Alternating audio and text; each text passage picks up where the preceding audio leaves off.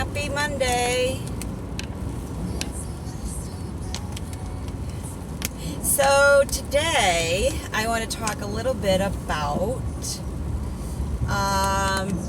warning signs of potential relapse, or even just behavioral, old behavioral patterns that may make you uncomfortable, to say the least, and perhaps lead to a relapse. I bring this up because I have been having some old behaviors, and I'm recognizing them as such. And as a woman in recovery, and I've had various lengths of times of sobriety and have relapsed, have learned that there are certain things that go on that precipitate a relapse. And I've had reflections in my past relapses where I could see like 6 months to a year before I actually picked up the shift. So it's important, I believe, it's very important. They say constant vigilance is the price we pay for our sobriety. And I think that's so true. And constant vigilance in our behaviors, what's going on, checking in with our body physically, mentally, and spiritually. So a couple of the behaviors that I've been noticing, I've become kind of obsessive over things a little bit more,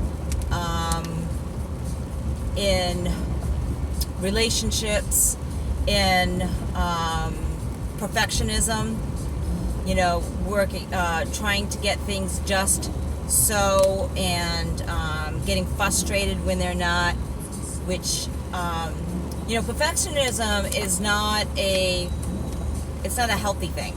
It's a setup, because we're not perfect. We'll never be perfect. So striving for perfection will always, for me, will always bring me down, because I'll be always disappointed and frustrated and never reach the goal.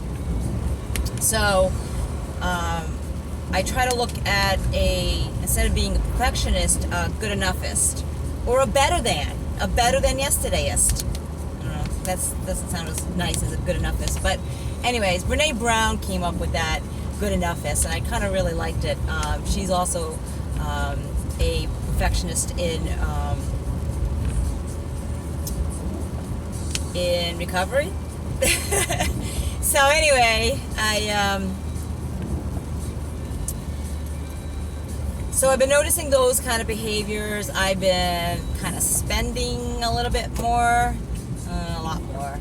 And it's not to the point where I'm in crucial debt and I'm working and I'm able to pay my bills and stuff, but I see it. I see a progression, and I'm buying things that aren't really necessary, and I know that they feel good when I buy them, and I buy them from Amazon, so I feel good when they get delivered. I have a tracking so I can track, it'll even text me, it's 10 stops away. Like, this is all, for me, like this obsessive, compulsive,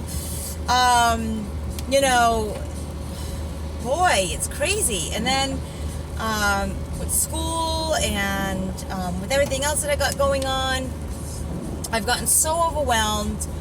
I got to the point where I was actually in tears, and I had to say to myself, what the heck is going on? Like, I know I'm in a new relationship, and I know I'm in a new job, and so a lot of these changes, I'm sure, are affecting me, but it's not just what happens to us, it's how we act or respond to whatever's happening to us. And I know this, but sometimes I get caught up. And so I had to look in how I'm responding. So I had to re-look at some stuff. I deleted my Amazon app, my shopping app. I've decided I am not going to impulse buy anymore. If I needed to purchase something, I will think about it and give it some time and to see if it's really, really necessary. Do I need it today? Do I need it this week? Do I need it this month? Do I need it this year? Right? looking at my obsessiveness over my relationship.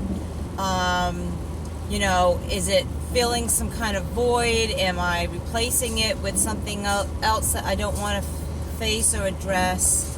And I think I talked about that in another video about communication and stuff. I think I had some expectations. Some of them were realistic, some of them were not, and I had to look at that. And again, had a conversation and feel, look, we're on the same page. That's really, really good. But I need to practice these things, and because I talk about them a lot in my videos and on my blogs and online courses, that I had to really practice what I preach. And I do try to practice what I preach, and that's why I'm on this video today telling you I too get caught up in addictions and behaviors and obsessions and unrealistic expectations and overwhelm. And these are some of the things that I do. I have to look at my life. I came up with a new schedule, a new plan.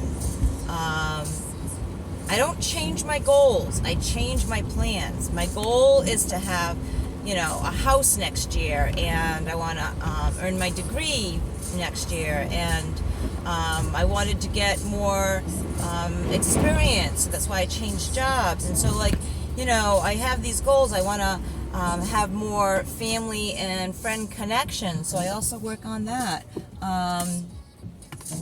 More self-development. So these are goals that I have that I don't change the goal, but sometimes I get caught up in other stuff, or sometimes I can change the goal. I take that back. So my goals aren't written in stone, but I don't change them because I feel they're impossible, or I feel I can't achieve them or whatnot. I change them because maybe I've changed, and what I desire and want has changed. So I'm not going to say I don't change my goals. I may, but I don't change them for fear. I don't change them because I'm scared, or I don't feel I qualify.